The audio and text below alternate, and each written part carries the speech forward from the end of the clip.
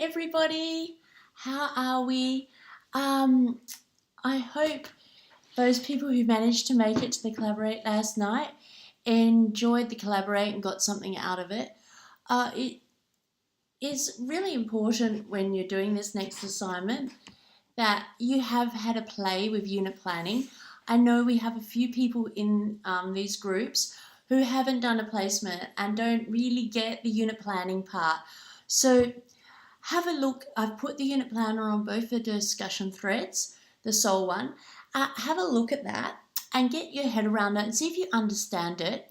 It is very different to lesson planning, so it's not like 3 lesson plans or something like that. It's showing how a whole unit is going to work. That's why it's important that you've got the template, because if you don't have the template, you are going to find it very, very hard to work out what you've got to include and how to actually do it. There are lots of activities in the lead up weeks. So in week 8, 9 and 10, there are heaps of like activities, resources for developing unit plans in these areas of well-being. So if you want to have a go through those units of work this week, so week 8, week 9, week 10, and you'll really get an idea of how to build these up.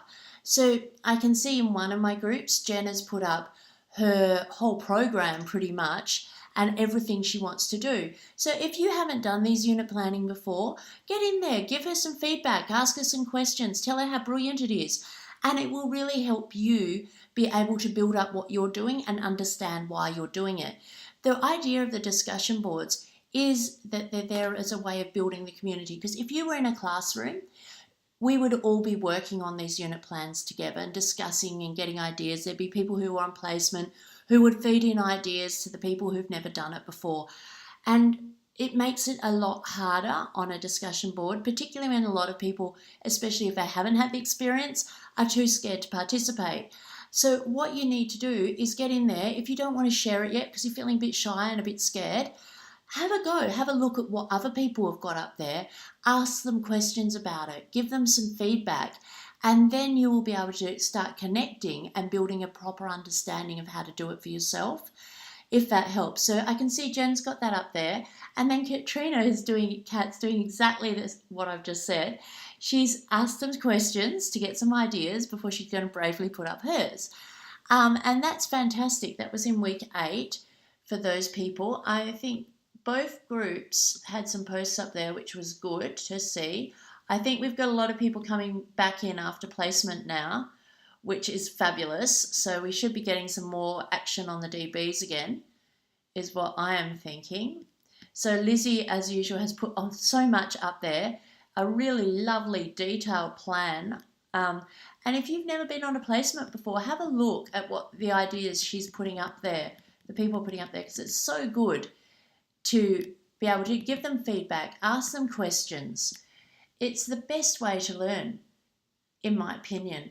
So yeah, get in there and just have a go at these programs. This week we're looking at drug and alcohol education. Now, a lot of people think this only kicks in once children are into puberty and things like that, but it doesn't. It actually starts right down at kindy level. So at kindy level, we're looking at prescription drugs. Why are they locked away? Why don't we eat them? Why are they not lollies?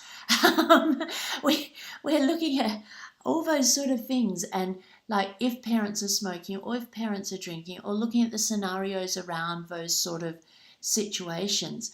As I said in the Collaborate, it's really important that you're setting up some boundaries, because sometimes children overshare and it can make it very difficult. And then you get other parents, when the children go home and say everything that they've heard at school today, you get other parents coming in and it can get really big. So it's very important to put those boundaries in and make sure you're really listening to what's going on, or else it can cause some problems.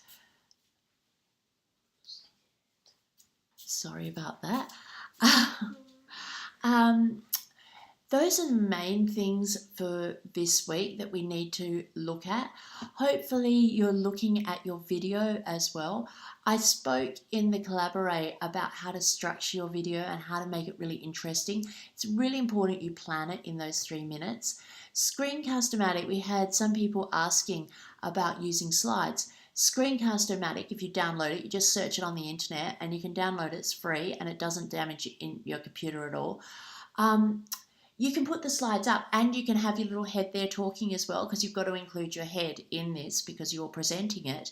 So that way you can put your points up on a board, have your head. You can either have the board small or your head small, whichever one you want, or you can share your screen. So if you're trying to sell something that you've got bits on the internet, or you've made a Word doc or something, you can also do it that way. So it's really good app. Otherwise, just make a video like I do every week. But make sure you've really got it succinct, because we've got to turn it off at 3 minutes 18, as Carolyn said. And yeah, so you've got to get all your message in before that turning off point in any way that you can. You're allowed to edit. So if you've got Movie Maker or any of the other movie editing software, you're allowed to do that, as long as we can clearly see your face and see you presenting it. All right, that's it for this week. I hope you have a great week. If you have any questions about your assessment at all, please email me. I'm always happy to answer any questions you might have about it. Yeah, I was pretty happy with the standard for my group's assignments, so well done, guys. And I'll speak to you soon. Bye.